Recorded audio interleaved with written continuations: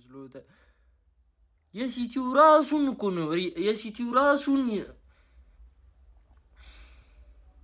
ፌር አይደለም እኮ ያውና ያርሰናል ለጋፊ በ15 ብር ወተት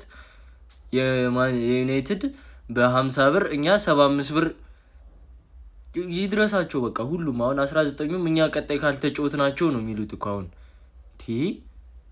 እንዴት ነው አረ ተቃጠልኩኝ አረ በስማም አረ 75 ብር ውድ ነው አረ ውድ ነው 75 ብር አረ አረ